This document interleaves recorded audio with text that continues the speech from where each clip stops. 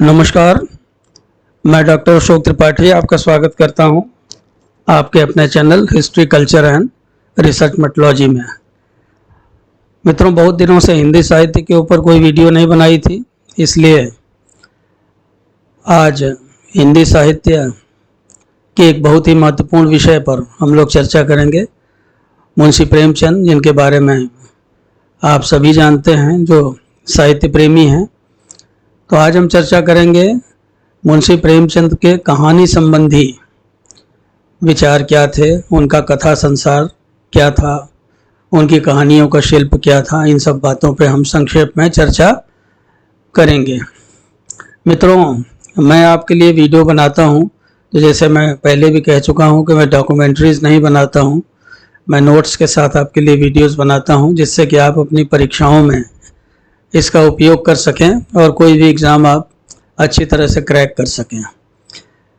इसलिए मैं कोशिश करता हूं कि आपको अच्छा से अच्छा कंटेंट दूं। तो वीडियो प्रारंभ करने के पहले आपसे अपील है कि चैनल को सब्सक्राइब अवश्य कर लें और बेल आइकन भी दबाएं, जिससे आपको नई नई वीडियोस के विषय में जानकारी प्राप्त होती रहे। तो आइए हम चर्चा का प्रारंभ करते हैं। जैसा कि आप सभी लोग जानते हैं, मुंशी प्रेमचंद बहुत बड़े उपन्यासकार थे, साथ ही साथ वो बहुत बड़े कहानीकार भी थे। उपन्यास के क्षेत्र में तो उनको उपन्यास सम्राट भी कहा जाता है। बहुत सारे आलोचक उनको उपन्यास सम्राट कहते हुए ये भी कहते हैं कि उनके जो उपन्यास हैं वो कहानियों की अपेक्षा कहीं अधिक महत्वपूर्ण हैं, कहीं अधिक आकर्षित करने वाले हैं। लेकिन ऐसा नहीं है। रामविलास शर्मा ने अपनी पुस्तक प्रेमचंद और उनका युग में लिखा है कि प्रेमचंद की 50 कहानियाँ ऐसी हैं जो कि केवल भारत में ही नहीं बल्कि पूरे विश्व साहित्य में अमर हो गई हैं। तो प्रेमचंद की बहुत सारी कहानियाँ ऐसी हैं जो बहुत ही कसी हुई, बहुत ही प्रभावशाली और किसी न किसी ज्वलंत मुद्दे को उठाती हैं अपने कथ्य में। तो आइए इन्हीं सब बातों पे हम लोग चर्चा करते हैं। मुंशी प्रेमचंद की कहानी यात्रा। हिंदी साहित्य के सुधी आलोचकों ने मुंशी प्रेमचंद के कथा संसार का मूल्यांकन अपने अपने दृष्टिकोण से किया है। जैसे कि डॉक्टर विश्वनाथ मिश्र ने लिखा था कि कोई भी रचना विभिन्न आलोचकों को अलग अलग कारणों से प्रभावित करती है, क्योंकि हर आलोचक जो है वो उसमें कुछ नया तलाश करने का प्रयास करता है। तो प्रेमचंद की कहानियां जो हैं उनका मूल्यांकन बहुत सारे आलोचकों ने किया है। इनमें से कुछ महत्वपूर्ण आलोचकों ने क्या कहा है इस पर भी हम विचार विमर्श करेंगे। तो जैसा कि आपके इस पीपीटी में मैंने कुछ लोगों के नाम भी दे दिए हैं आपके लिए, आप देखें। हिंदी साहित्य के अनेक सुधी आलोचकों ने मुंशी प्रेमचंद के कथा संसार का मूल्यांकन अपने अपने दृष्टिकोण से किया। डॉक्टर भगवान प्रसाद वर्मा का मानना है कि प्रेमचंद उन रचना कर्मियों के प्रतिनिधि हैं जिनके लिए साहित्य स्वयं को तलाशने का एक जरिया है। यानी कि साहित्य के माध्यम से वो अपने अंदर झांकते हैं, अपने आप को पहचानने की कोशिश करते हैं कि हम कौन हैं और किस युग में रह रहे हैं, हम किन किन कठिनाइयों का सामना कर रहे हैं और ऐसे में हमारा क्या कर्तव्य बनता है देश के प्रति, समाज के प्रति। तो प्रेमचंद की कहानियों को पढ़ने पर आपको इस तरह के विचारों से रूबरू होना पड़ेगा। रचनात्मक अन्वेषण, लेख की दायित्व की समांतरता प्रेमचंद की विकासमान कहानी यात्रा का मूल्यांकन माप है। वहीं डॉक्टर गंगा प्रसाद बिमल लिखते हैं कि प्रेमचंद की लोकप्रियता का कारण है उनकी कथाओं में उस जागरूकता के दर्शन जिसके साथ अपनी आत्मा का जुड़ाव एक गुलाम जाति को महसूस होता था। आप उनके पात्रों की बातचीत, उनके रवैये, उनकी स्थितियों में सर्वत्र एक प्रकार की जागरूकता पाएंगे। तो यहाँ पे ऐसा प्रतीत होता है कि डॉक्टर गंगा प्रसाद बिमल जो है, चूँकि उस समय राष्ट्रीय आंदोलन चल रहा था, हमारा देश जो है वो गुलामी की बेड़ियों में जकड़ा हुआ था। तो ऐसे में प्रेमचंद की कहानियाँ जो हैं वो देशभक्ति का जज्बा लोगों में पैदा करती थी। और ये उनकी कहानियों में, जैसे कि इन्होंने लिखा है कि बातचीत, उनकी पात्रों की बातचीत, उनके रवैये इत्यादि से प्रकट होता है। आचार्य नंदुलारे वाजपेयी का कहना है कि प्रेमचंद की कहानी उनके अनुभव की गहराई, मार्मिकता और ईमानदारी के कारण, उनके व्यक्तित्व की प्रतिनिधि हो जाने के कारण यद्यपि एक भिन्न स्तर पर पहुंच गई है, परंतु प्रेमचंद का सारा दृष्टिकोण और उनकी कला क्षमता अधिकतर सामाजिक जीवन से ही बंधी हुई है। तो नंदुलारे वाजपेयी जो है वो दूसरे शब्दों में कहा जाए तो वो ये कह रहे हैं कि उस समय का जो सामाजिक जीवन था उससे प्रेमचंद बंधे हुए हैं और उसका चित्रण उनकी कहानियों में हमें बहुत अच्छी तरह से मिलता है। डॉक्टर रामदरस मिश्र, जो कि बहुत अच्छे साहित्य के विद्वान रहे हैं, उन्होंने लिखा है कि प्रेमचंद की कहानियों में मूल चेतना बिंदु कोई सामाजिक आदर्श है जो यथार्थ के तनावों के भीतर से गुजरता हुआ स्थापित होना चाहता है। इसी को प्रेमचंद ने आदर्शोन्मुख यथार्थवाद कहा है। जैसे पहले आप प्रेमचंद की प्रारंभिक कहानियां देखेंगे तो उसमें जो है आप ये पाएंगे कि जैसे कि हिंदी फिल्मों की तरह आप देखते हैं कि चाहे कितनी भी घटनाक्रम हो, किस तरह की भी घटनाएं घटें, लेकिन अंत में सब ठीक हो जाता है। तो ऐसे ही जो है वो कहानियों में, प्रेमचंद की प्रारंभिक कहानियों में हम ये देखते हैं कि एक आदर्श स्थापित करने का प्रयास करते हैं। हालांकि कहानियां यथार्थवादी होती हैं, इसीलिए उसको आदर्शोन्मुख यथार्थवाद कहा गया आलोचकों के द्वारा। वहीं डॉक्टर गौतम सचदेव, जिन्होंने प्रेमचंद की कहानी शिल्प का विस्तृत विवेचन अपनी पुस्तक प्रेमचंद कहानी शिल्प में किया है, उनका मानना है कि प्रेमचंद साहित्य एवं जीवन का घनिष्ठ संबंध मानते हैं। उनके अनुसार जीवन ही साहित्य का विषय और उसकी प्रेरणा है और दोनों का मूल आधार है। सत्य, शिव और सुंदर तथा दोनों का एक ही लक्ष्य है, आनंद की प्राप्ति। रामविलास शर्मा, जो वामपंथी आलोचक हैं, उन्होंने अपनी पुस्तक प्रेमचंद और उनका युग में लिखा है कि प्रेमचंद का साहित्य अपने ज़माने के हिंदुस्तान और उसके स्वाधीनता आंदोलन का प्रतिबिंब है और उसमें उस जमाने के सामाजिक जीवन और स्वाधीनता आंदोलन की संगतियां भी झलकती हैं। डॉक्टर रामविलास शर्मा का मानना है कि प्रेमचंद का साहित्य साम्राज्यवादियों द्वारा फैलाए हुए सभी प्रकार के भ्रमों को छिन्न भिन्न कर देता है, यानी दूर कर देता है। जैसे बहुत सारा झूठ फैला रखा था साम्राज्यवादियों ने। अगर आप इतिहास के बहुत सारे विद्यार्थी हैं जो हमारे चैनल से जुड़े हुए हैं, क्योंकि मूलतः मैं इतिहास का ही व्यक्ति हूँ, लेकिन हिंदी साहित्य में भी रुचि रखता हूँ, इसलिए हिंदी साहित्य पे भी वीडियो बनाता हूँ और बहुत सारे मिसलेनियस सब्जेक्ट्स पे भी बनाता हूँ। तो रामविलास शर्मा का ये मानना है कि जो साम्राज्यवादियों द्वारा जो तरह तरह के भ्रम फैलाए गए थे भारतीयों के बारे में, प्रेमचंद का साहित्य जो है उनको छिन्न भिन्न कर देता है, उन भ्रमों को दूर करता है और लोगों को सच्चाई बताता है। प्रेमचंद ने जब लिखना प्रारंभ किया तब हिंदी साहित्य का साहित्यिक वातावरण चमत्कार, कथाओं, बोधवादी शिक्षाप्रद रचनाओं, ख्यालों, अय्यारी तथा तिलस्मी मनोरंजन पर आधारित आख्यानों से लैस था। इस प्रकार से स्पष्ट है कि इस माहौल का आम जनजीवन से कोई मतलब नहीं था और साहित्य की रचना केवल मनोरंजन के लिए की जाती थी। तो ऐसी स्थिति में कहानी साहित्य को गंभीरता से पहली बार अगर किसी ने स्वीकार किया और उसको मानव जीवन के सुख दुख के साथ जोड़ा तो वह व्यक्ति प्रेमचंद थे। मनुष्य की बहिर्मुखी प्रवृत्तियों को कहानी के माध्यम से रचना के स्तर पर प्रतिष्ठित करके प्रेमचंद ने मानव समाज का आदर्शोन्मुख दिशा निर्देश करने का प्रयास किया। मित्रों, आप हिंदी साहित्य में मेरी दूसरी वीडियोस आप जैसे उपन्यास का विकास है, उपन्यास बृहत कथा साहित्य है, आप उन वीडियोस को देखें तो उनमें मैंने जो है प्रारंभ से बताने का प्रयास किया है कि पहले हमारे यहाँ कथा साहित्य किस प्रकार का था, कैसे कैसे उसमें परिवर्तन आए, तो कहानी के संबंध में भी आप उसको समझ सकते हैं। साहित्य और सामाजिक चेतना का परस्पर अवगुंठन प्रेमचंद के रचनात्मक व्यक्तित्व की विशेषता थी। प्रेमचंद की कहानियों का मार्ग गरीबों की झोपड़ी से लेकर अमीरों के महलों तक व्याप्त है। तो उनकी कहानी में प्रत्येक मोड़ पर हम ठोस सामाजिक यथार्थ का दिग्दर्शन करते हैं। उन्होंने अपने समय के सामाजिक तबके को अपनी कहानियों का विषय बनाया जब देश अनेक कठिनाइयों से जूझ रहा था। तो ऐसे समय में जो भी समाज में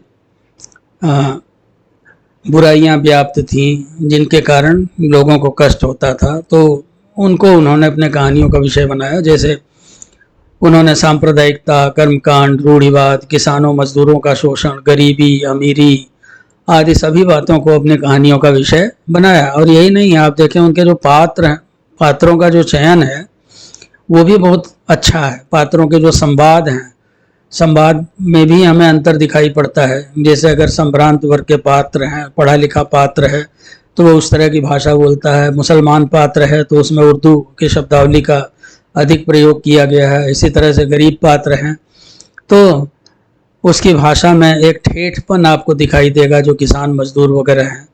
और गांव में चलने वाले जो लोक साहित्य से संबंधित जो मुहावरे कहावतें वगैरह हैं वो भी आपको उनमें दिखाई देंगी। तो प्रेमचंद की रचनाओं की अंतिम प्रेरणा भारतीय समाज ही था। भारतीय समाज के यथार्थ को प्रेमचंद ने अपनी कथाओं का आधार बनाकर उन्हें बड़ी सफलता से अपनी कहानियों में प्रतिबिंबित किया। यह प्रेमचंद का एक विशेष गुण था। सभी आलोचकों का मानना है कि प्रेमचंद की दृष्टि समाज के गरीब वर्ग के ऊपर थी और यही कारण है कि उन्होंने ग्रामीण किसानों, मजदूरों इत्यादि का चित्रांकन अपनी कहानियों में किया है। प्रेमचंद के रचना व्यक्तित्व में प्रेमचंद की निजी गरीबी और जिम्मेदारियों की झलक देखी जा सकती है, क्योंकि उनका जीवन भी अभावों में बीता था। बहुत आर्थिक रूप से हमेशा उनका हाथ तंग रहता था। हो सकता है अगर उनकी आर्थिक स्थिति अच्छी रही होती तो हमें कुछ कहानियाँ, उपन्यास वगैरह प्रेमचंद की लेखनी से लिखे गए और भी पढ़ने को मिलते हैं। लेकिन उनकी मृत्यु बहुत कम उम्र में हो गई थी। 10-20 साल वो और जी सकते थे। तो उन्होंने अपने समय के यथार्थ को चित्रित करने की बड़ी ईमानदारी से प्रयास किया है। संघर्ष में जीवन का जो स्वरूप प्रेमचंद की कहानियों में मिलता है वह अन्य समकालीन कहानीकारों की कहानियों में बहुत कम मिल पाता है। मित्रों, अपनी कहानी कला के आरंभिक दौर में प्रेमचंद आदर्शवादी कहानी लिखा करते थे, किंतु धीरे धीरे अपने उत्कर्ष काल में एक प्रौढ़ रचनाकार के रूप में उन्होंने सामंतवादी, पूंजीवादी शोषण और मानव मूल्यों के विघटन की शुद्ध यथार्थवादी कहानियां लिखी। अपने उत्कर्ष काल में उन्होंने आदर्श स्थापित करने का कोई प्रयास नहीं किया। बहुत सारी कहानियों में वो पाठकों के समक्ष एक प्रश्न चिन्ह छोड़ जाते हैं, यानी उसका उत्तर आप ही दीजिए। उन्होंने कोई आदर्श नहीं स्थापित किया। आनंदी, अलगू चौधरी, जुम्मन शेख, नमक का दरोगा, हल्कू, घीसू, हमीद, दुखी चमार, शंकर, मंगल भंगी, हीरा एवं मोती आदि उनकी यथार्थवादी कहानियों के पात्र हैं। जो है आचार्य नंद दुलारे वाजपेयी ने लिखा है कि प्रेमचंद की कहानियां लंबे समय के अंतर्गत लिखी गई हैं और इस कारण इनमें कलात्मक विकास की कई भूमियां दिखाई पड़ती हैं, जो कि स्वाभाविक है। तो आरंभिक कहानियों में कला की दृष्टि से वह सफाई नहीं दिखाई पड़ती जो परवर्ती कहानियों में दिखाई पड़ती। तो मित्रों, ये बात किसी भी साहित्यकार के बारे में कही जा सकती है, क्योंकि कोई भी रचनाकार धीरे धीरे परिपक्व होता है और प्रेमचंद इसके अपवाद नहीं थे। अच्छा, साथ ही साथ जो है समय के साथ साथ विचारधारा में भी परिवर्तन आता है। प्रेमचंद पहले अगर देखा जाए तो प्रगतिशील लेखक संघ के पहले अध्यक्ष बने। जब पहले अध्यक्ष बने तब उसके बाद निश्चित रूप से 1917 में रूस की क्रांति हुई। रूस की क्रांति होने के बाद उसका प्रभाव पूरी दुनिया पर पड़ा, चूँकि वो एक तरह की समाजवादी क्रांति थी। और तो जो प्रगतिवाद की एक धारा हिंदी साहित्य में चली, तो उसके कारण केवल उसके अपवाद प्रेमचंद ही नहीं थे। निराला जी जो थे उन्होंने भी बहुत अच्छी अच्छी कविताएं लिखी। भिक्षुक है, उनकी कुकुरमुत्ता उनकी कविता है, वह तोड़ती पत्थर उनकी कविता है। तो ऐसी बहुत सारी कविताएं जो हैं उन्होंने, जो कि शुद्ध छायावादी कविताएं लिखते थे, तो उन्होंने भी उनमें परिवर्तन आया। रामधारी सिंह दिनकर के लेखन में परिवर्तन आया, पंत जी के लेखन में परिवर्तन आया। तो कहने का मतलब कि सभी के ऊपर उसका असर पड़ा। प्रेमचंद उससे अछूते नहीं थे, वो तो प्रगतिशील लेखक संघ के पहले अध्यक्ष भी थे। और उसके बाद उस दौरान यानी 1930 के बाद उन्होंने जो कहानियाँ लिखी, वो सारी कहानियाँ जो है केवल हिंदी साहित्य में ही नहीं बल्कि विश्व साहित्य में एक मील का पत्थर है। आरंभिक कहानियाँ अधिकतर लंबी और वर्णनात्मक हैं, जबकि परवर्ती कहानियाँ अधिक कसी हुई, संक्षिप्त तथा नाटकीय प्रभाव से संपन्न है। तो केवल कला की दृष्टि से ही नहीं, भाव और विचारों की प्रवणता की दृष्टि से भी आरंभ एवं अंत की कहानियों में पर्याप्त अंतर देखा जा सकता है। डॉक्टर रामविलास शर्मा भी अपनी पुस्तक प्रेमचंद उनका युग में लिखते हैं कि प्रेमचंद की कहानी कला और विषय वस्तु के लिहाज से काफ़ी ऊंचे नीचे स्तरों की है। यह बात उनके उपन्यासों के बारे में भी कही जा सकती है। फिर भी उनके अच्छे से अच्छे और घटिया से घटिया उपन्यासों के बीच इतना बड़ा फासला नहीं मिलेगा जितना उनकी बढ़िया और घटिया कहानियों के बीच में मिलता है। यहाँ तो हमें ये लगता है कि डॉक्टर रामविलास शर्मा जी थोड़ा सा कठोर शब्दावली का प्रयोग कर रहे हैं उनके विषय में, लेकिन ऐसा नहीं था। प्रेमचंद की कहानियों की सबसे बड़ी विशेषता ये थी कि बहुत कम पढ़ा लिखा व्यक्ति भी, यहाँ तक कि अनपढ़ व्यक्ति भी जो है, उनकी कहानियाँ अगर कोई सुनाता था तो वो भी उसको समझ लेता था, वो भी समझ जाता था कि प्रेमचंद उस कहानी के माध्यम से लोगों के बीच में अपनी कौन सी बात पहुंचाना चाहते हैं। और ऐसा हमने प्रत्यक्ष देखा है। हमने ये देखा है कि कक्षा 5वीं पास व्यक्ति भी अगर मानसरोवर का, कोई गांव का आदमी जो है मानसरोवर का कोई भाग पढ़ लेता है तो उससे प्रभावित हुए बिना नहीं रहता, और जैसे वो उसके साथ एकाकार हो जाता है। वो ये कहता है कि ये तो जैसे ऐसा है कि जैसे हमारी ही बातें लिखी गई हैं इसमें। ये उनकी कहानियों की ताकत थी। तो हम डॉक्टर रामविलास शर्मा के मत को इस प्रकार से समझ सकते हैं कि प्रेमचंद की कुछ कहानियां जो हम कह सकते हैं कि प्रारंभिक कहानियां थी, वह उतने उच्च स्तर की नहीं थी जितना कि उनकी बाद की कहानियां, जैसे नशा, पूस की रात, सवा सेर गेहूँ, ईदगाह, कफन, ठाकुर का कुआं और भी कई सारी कहानियां थी, वो इनमें सम्मिलित थी। कहानी के लिए प्रेमचंद ने गल्प, आख्यायिका और किस्सा जैसे शब्दों का प्रयोग किया है। उनके विचार से आधुनिक एवं प्राचीन कहानियों में पर्याप्त अंतर है। पुरानी आध्यात्मिक धार्मिक कहानियां उपदेशात्मक होती थी, वो कल्पना प्रधान और रोमांटिक अधिक होती थी। पुरानी कहानियों में जीवन के समस्याओं का विश्लेषण हमें अधिक नहीं दिखाई पड़ता। प्रेमचंद के अनुसार हमारे काव्य, नाटक और कथा संबंधी आदर्श भी धीरे धीरे बहुत कठोर होते गए थे और कालांतर में उनमें नवीनता समाप्त हो चली थी। इससे साहित्य जड़ हो गया था। इसके विपरीत नवीनता एवं जड़ता के विरोधी पश्चिम ने प्रगति करके नवीन कहानी को जन्म दिया, जहां से भारत में यह एक नई विधा के रूप में आई। तो मित्रों, कहानियां भारत में भी लिखी जाती थी पहले। संस्कृत साहित्य में बहुत सारी कहानियां हैं, पंचतंत्र की कहानियां हैं, ऐसे तमाम कथा साहित्य मिलता है हमें, लेकिन उनमें वो बात नहीं थी। वो ज़्यादा आदर्शवादी थी, धार्मिक थी या आध्यात्मिक थी, या उसमें सामाजिक जीवन का चित्रण बहुत कम होता था। आम आदमी को उसमें स्थान बहुत कम मिल पाता था। तो इसलिए उन्होंने ये कहा कि पश्चिम से जो कहानी की विधा आई जो है उसमें नवीनता थी, वो जड़ता की विरोधी थी। आजकल मनुष्य के पास समय का अभाव है, वो मनोरंजन के लिए बहुत अधिक समय नहीं निकाल पाता है।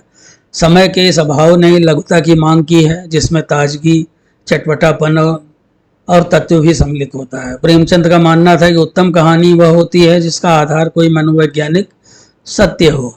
अच्छी कहानी में पात्रों का मनोविश्लेषण करने की गुंजाइश होती है।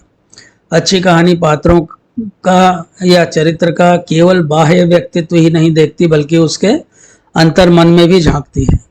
प्रेमचंद न तो कहानी को जीवन की हूबहू नकल मानते हैं और न ही कोरी कल्पना। कल्पना और अनुभव दोनों का मिश्रण कहानियों में दिखाई पड़ता है। तो इस प्रकार कहानी में जीवन के दुखों, समस्याओं और संघर्षों का चित्रण आवश्यक है और कोई भी कहानीकार इन समस्याओं से आंख नहीं चुरा सकता है, ऐसा प्रेमचंद का मानना था। प्रेमचंद की बहुत सारी कहानियां हैं, इस तरह की कहानियां हैं जिसमें हम ये देखते हैं कि उन्होंने यह दिखाते हुए कहानी को आगे बढ़ाया है कि जो मुख्य पात्र है उसके मन में क्या चल रहा है। अब जैसे ईदगाह इसका एक बहुत बड़ा उदाहरण है। इसी तरह से आप देख लीजिए जो ठाकुर का कुआं है उसमें गंगी के मन में क्या चल रहा है। मनोवृत्ति तो मनोवैज्ञानिक कहानी की पराकाष्ठा ही है। तो इस तरह की बहुत सारी कहानियां हैं जिसमें हम मनोविश्लेषण का दिग्दर्शन करते हैं। प्रेमचंद स्वयं स्वीकार करते हैं कि मैं अपनी कहानियों में जीवन के यथार्थ का चित्रण करने के लिए उनके प्लॉट पुस्तकों से नहीं बल्कि जीवन से लेता हूं। तो ये बात उन्होंने मानसरोवर की भूमिका में कही है। कहानी के पात्र इतने सजीव होने चाहिए कि पाठक उनके साथ एकाकार हो जाए, यही कहानीकार की सफलता है। प्रेमचंद मानते हैं कि कहानी का संवाद बहुत ही कसा हुआ और छोटा होना चाहिए। कहानी का एक भी शब्द अनावश्यक या निरर्थक नहीं होना चाहिए। यह संवाद कथानक का परिचालक तत्व होते हैं और कथानक के संगठन में महत्वपूर्ण भूमिका निभाते हैं। कथानक उत्तम होना चाहिए, पात्रों की भावनाओं को व्यक्त करने में उसे सक्षम होना चाहिए। तो प्रेमचंद का मानना था कि कहानी की भाषा स्वाभाविक, सरल और सुबोध होनी चाहिए। शैली भी सरल और प्रभाव युक्त होनी चाहिए। अधिक अलंकारिक शैली इस तरह कहानी का स्वाद बिगाड़ देती है जैसे अधिक मसाले भोजन का स्वाद बिगाड़ देते हैं। तो इसलिए बहुत अधिक अलंकारिक शैली से वो बचते थे। विषय की दृष्टि से प्रेमचंद की कहानियां मुख्य रूप से सामाजिक, राजनीतिक और सांस्कृतिक जीवन से संबंधित हैं। समाज की सीमा में ग्रामीण और नगर दोनों ही क्षेत्र आ जाते हैं। प्रेमचंद ने यदि ग्रामीण जीवन का चित्रण किया है तो इसी कुशलता के साथ उन्होंने नगरीय जीवन का भी चित्रण किया है। कुछ कहानियां राजनीतिक विषयों से भी संबंधित हैं। स्वतंत्रता आंदोलन से संबंधित कहानियां भी हैं। ग्राम में जीवन का अंकन प्रेमचंद को अत्यधिक पसंद था। समाज बदल रहा था, सामंती व्यवस्था विध्वंस के कगार पर थी, पूंजीवाद का आगमन हो रहा था और ऐसी स्थिति में अपनी नियति को बदलने के लिए किसानों, मजदूरों, शोषितों, वंचितों से भी एक निर्णायक संघर्ष की अपेक्षा थी। तीसरे दशक का अंत होते होते देश की राजनीति और अपनी समाज रचना की पहचान का एक बेहतर और वयस्क परिचय प्रेमचंद की कहानियों में हमें दिखाई देता है। गृहदाह और अलग्योझा जैसी कहानियों में संयुक्त परिवार की प्रथा के प्रति प्रेमचंद का मोह हमें दिखाई देता है। शोषण, अत्याचार पर आधारित व्यवस्था पर भी उन्होंने अपनी कहानियों के माध्यम से प्रश्न उठाए हैं। इस व्यवस्था का भयावह रूप सवा सेर गेहूं, सदगति, ठाकुर का कुआं, पूस की रात और कफन जैसी कहानियों में देखा जा सकता है। प्रेमचंद के कहानी संबंधी विचारों में निरंतर वैसा ही विकास हुआ है जैसा कहानी कला में। वे स्वस्थ परंपरा का निर्वाह करते हुए स्वस्थ प्रयोग करते रहे और अपने पुराने साहित्य दर्शन को छोड़ते चले गए। पहले वह कहानी के लिए किसी घटना को आवश्यक मानते थे, फिर इसकी जगह एक अनुभूति को या किसी मनोवैज्ञानिक सत्य को कहानी के लिए आवश्यक मानने लगे। पहले वे कहानी को स्वस्थ मनोरंजन करने वाली कला मानते थे, लेकिन बाद में मानसिक तृप्ति को भी इसके साथ जोड़ने लगे। कहानी जो है वो सामाजिक परिवर्तन का एक औजार बन गई। अपने आदर्शोन्मुख यथार्थवाद को अंतिम कहानियों में उन्होंने केवल यथार्थ तक ही सीमित कर दिया था। प्रेमचंद को अपने युग के आंदोलनों और समकालीन विश्व इतिहास का बहुत अच्छा ज्ञान था और यही कारण है कि उन्होंने बहुत सारी इस प्रकार की कहानियाँ लिखी जिन्होंने आगे चलकर हिंदी के साहित्य के स्वरूप का निर्धारण किया। कहानी के जो सुधी आलोचक हैं वे मुंशी प्रेमचंद की भारतीय दृष्टि की सराहना किए बिना नहीं रहते हैं। थोड़ा शिल्प के बारे में और बात कर लें। प्रेमचंद की कहानी रूप, आकार, वर्णन शैली, शिल्प विधान, पात्र सृष्टि आदि की दृष्टि से इतनी विविधता लिए हुए है कि उन्हें अनेक अलग अलग दृष्टियों से वर्गीकृत किया जा सकता है। अगर हम कलात्मक विकास की बात करें तो उनकी बहुत सारी कहानियाँ इसकी पराकाष्ठा हैं। 1930 के पहले और 1930 के बाद की कहानियों में काफ़ी अंतर दिखाई देता है। प्रारंभिक कहानियों की शुद्ध काल्पनिकता और गहरी आदर्शवादिता, अतिरंजित घटनाक्रम और चटकीली स्थूल शैली का स्थान बाद में यथार्थवादिता, सूक्ष्म दृष्टि, कलात्मकता तथा मनोवैज्ञानिक चरित्र की सृष्टि ने ले लिया था। मित्रों, उनकी सर्वश्रेष्ठ कहानियां जो कलात्मक दृष्टि से महत्वपूर्ण हैं, बार बार मैं उनको दोहरा रहा हूँ। पूछ की रात, घास वाली, मनोवृत्ति, ईदगाह, रसिक संपादक, ठाकुर का कुआं, नशा, बड़े भाई साहब, कफन, गुल्ली डंडा इत्यादि हैं। कुछ कहानियां विषय परक हैं। सामाजिक, राजनीतिक, ऐतिहासिक, धार्मिक, सांप्रदायिक और आर्थिक विषयों पर बहुत सारी कहानियां उन्होंने लिखी। मुंशी प्रेमचंद परिवार को एक बड़ी महत्वपूर्ण संस्था मानते थे, इसलिए उनकी बहुत सारी कहानियां पारिवारिक संबंधों को दर्शाती हैं, उनका विश्लेषण करती हैं और परिवार में चलने वाले जो उठापटक, लड़ाई झगड़े इत्यादि को बहुत अच्छी तरह से चित्रित करती हैं। उदाहरण के लिए हल्कू बच्चा, स्वामिनी, बेटों वाली विधवा, धिक्कार, घर जमाई, अलगोझा इत्यादि इसी प्रकार की कहानी है। डॉक्टर रामविलास शर्मा भी मानते हैं कि प्रेमचंद की अनेक कहानियों का संबंध पारिवारिक समस्याओं से है। प्रेमचंद संयुक्त परिवार के हामी थे, लेकिन आर्थिक कठिनाइयों से संयुक्त परिवार टूट रहा था। समझौते से थोड़े दिन तक गाड़ी चल सकती थी। प्रेमचंद महाजनी सभ्यता को पसंद नहीं करते थे और मनुष्य के द्वारा मनुष्य के शोषण के विरुद्ध थे, इसलिए उनकी बहुत सारी कहानियां शोषण पर आधारित थीं और बहुत ही यथार्थवादी कहानियां थीं। जैसे कुछ कहानियों का उल्लेख पहले किया जा चुका है, उसकी रात, ठाकुर का कुआं, कफन, सदगति, सवा सेर गेहूं, बेटों वाली विधवा इत्यादि। प्रेमचंद अपने देश की जनता से गहरा प्रेम और सहानुभूति रखते थे और जब वो किसानों, श्रमिकों, अछूतों आदि का चित्रण करते थे तो उनके प्रति उनकी सहानुभूति साफ साफ दिखाई पड़ती थी। प्रेमचंद गरीबी और अंधविश्वासों को आदर्श कहकर गौरवान्वित नहीं करते थे और वह यह दिखलाने का प्रयास करते थे कि इतने अंधेरे में भी मनुष्यता का दीपक किस प्रकार प्रज्वलित हो रहा है। ठाकुर का कुआं एक बड़ी ही सशक्त कहानी है और कहानी के मूल संवेदना का केंद्र नीची जातियों में बद्धमूल भय की भावना है। डॉक्टर ज्ञान चंद्र गुप्त इसकी समीक्षा करते हुए लिखते हैं कि कहानी ने अपने छोटे से कलेवर में गांव की वास्तविकता, भ्रष्ट व्यवस्था, निम्न जातियों के साथ बड़ी जातियों के अमानवीय व्यवहार, बड़ी जातियों की स्थिति एवं उनके पुरुषों का अपनी स्त्रियों के प्रति रवैया आदि को बखूबी चित्रित किया है। इस कहानी में केंद्रीय पात्र गंगी है जो भय की भयानक यंत्रणा झेलती है। अछूत गंगी अपनी मानसिकता में एक चेतनशील नारी के समान उभर कर आती है और उसका चरित्र बड़ा वास्तविक है, जिसमें धरती की महक है। मुंशी प्रेमचंद की बहुत सारी कहानियों को मनोवैज्ञानिक कहानियों को श्रेणी में वर्गीकृत किया जा सकता है। मुंशी प्रेमचंद मानव मन के बहुत बड़े चितेरे थे और मनुष्य के मनोभावों को बहुत अच्छी तरह समझते थे। मानव मन की मूलभूत सच्चाई को अच्छी तरह से समझते थे और इस लिहाज से उनकी श्रेष्ठ मनोवैज्ञानिक कहानी मनोवृत्ति है। अन्य मनोविज्ञान युक्त कहानी नशा, कफन, प्रारब्ध, ईदगाह, गुल्ली डंडा, बड़े भाई साहब आदि हैं। यदि हम मुंशी प्रेमचंद की सभी कहानियों का मूल्यांकन करें तो यह कहना बड़ा कठिन होगा कि कौन सी कहानी सर्वश्रेष्ठ है। उन्होंने लगभग 300 कहानियां लिखी। स्वयं प्रेमचंद को अपनी 12 कहानियां बहुत पसंद थी, ऐसा बहुत सारे आलोचकों का कहना है, जिनमें आत्मा राम, दुर्गा का मंदिर, पंच परमेश्वर उनको बहुत पसंद थी।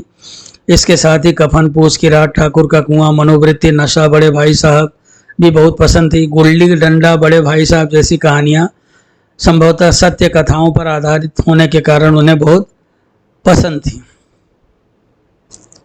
सदगत कहानी उन्हें बहुत पसंद थी क्योंकि वह यथार्थवादी कलात्मक कहानी का सशक्त उदाहरण है। भाग्य, भगवान एवं विप्र जाति की मनोवृत्ति के अभिशाप की त्रासदी इसमें चित्रित है। यह कहानी धार्मिक मान्यताओं को जड़मूल से नष्ट किए जाने की आवश्यकता को इंगित करता है। नायक एक चमार है जो ब्राह्मण देवता की लकड़ी चीरते चीरते मर गया है। समाज संतुष्ट है कि उसकी सदगति हो गई है। ब्राह्मण सोचता है कि उसके कर्म का फल है और वह स्वयं कहीं दोषी नहीं है। इस कहानी में धार्मिक व्यवस्था का यथार्थ चित्रण हुआ है। कहानी व्यंग्य, मार्मिकता एवं करुणा का अद्भुत उदाहरण है। मित्रों, नरेंद्र मोहन संपादित प्रेमचंद का कथा संसार में डॉक्टर रामदरस मिश्र कहते हैं कि प्रेमचंद की कहानियों और उनकी परंपरा के बारे में वो लिखते हैं रामदरस मिश्र की, प्रेमचंद के सामाजिक यथार्थ और कथा विन्यास को आदर्श बनाकर या आदर्श मानकर लिखने वालों का एक अच्छा खासा दल है। ज्वालादत्त शर्मा की विधवा, वृंदावन लाल वर्मा की शरणागत, चतुरसेन शास्त्री की दुखवा में कासे कहूँ मोरी सजनी, सफ़ेद कौआ और सियाराम शरण गुप्त की बैल की बिक्री आदि कहानियाँ अत्यंत ख्याति प्राप्त कर चुकी हैं। इन कहानीकारों की अपनी अपनी विशेषताएं इन कहानियों में अवश्य हैं, किंतु कुल मिलाकर यह प्रेमचंद्र की कथा यात्रा का ही विस्तार है, ऐसा डॉक्टर रामदरस मिश्र का मानना है। डॉक्टर रामविलास शर्मा भी अपनी पुस्तक प्रेमचंद और उनका युग की भूमिका में लिखते हैं कि प्रेमचंद की परंपरा को अलका, कुल्ली भाट, बिल्लेसुर, बकरिया जैसी कहानियों में निराला ने अपनाया। उसे चकल्लस और क्या से का आदि कहानियों के लेखक पढ़ीस ने अपनाया। उसी परंपरा की झलक नरेंद्र शर्मा, अमृतलाल नागर आदि की कहानियों और रेखा चित्रों में मिलती है। वे आगे कहते हैं कि प्रेमचंद हिंदुस्तानी जनता के उज्जवल भविष्य की पेशगी थे। अंत में हम कह सकते हैं कि प्रेमचंद का कथा संसार इन्हीं समकालीन शक्तियों से निर्मित है। आर्थिक विषमता समस्त जीवन विषमताओं के मूल में है। प्रेमचंद ने एक यथार्थवादी कहानीकार के रूप में अपनी भूमिका अच्छे से निभाई है, लेकिन साथ ही साथ उन्होंने प्रेम, सहानुभूति, त्याग, करुणा, क्षमा, श्रद्धा जैसे मनोभावों को अपनी कहानियों में उच्च स्थान दिया है और इन्हीं के अवलंबन से मानवीय समस्याओं का वास्तविक समाधान किया जा सकता है। प्रेमचंद ने मानवीय मूल्यों को बहुत अधिक महत्व दिया और समाज के प्रत्येक वर्ग को अपनी कहानियों का पात्र बनाया। उसमें मजदूर, किसान, बहनें, बेटियां, माताएं, वेश्याएं, वकील, जज, जमींदार, महाजन, हिंदू, मुस्लिम इत्यादि सभी सम्मिलित हैं। तो मित्रों, मैंने बहुत सारे आलोचकों के मतों को आपके समक्ष रखा और प्रेमचंद की कहानियों का एक आलोचनात्मक विश्लेषण करने का प्रयास किया। यदि वीडियो आपको पसंद आई हो तो आप कमेंट अपने अवश्य दें। चैनल को सब्सक्राइब करें, वीडियो को लाइक करें और बेल आइकन भी अवश्य दबाएं, जिससे नई नई वीडियोस की जानकारी आपको मिलती रहेगी। चलिए फिर मिलते हैं जल्दी ही किसी नए वीडियो के साथ। नमस्कार, शुभ रात्रि।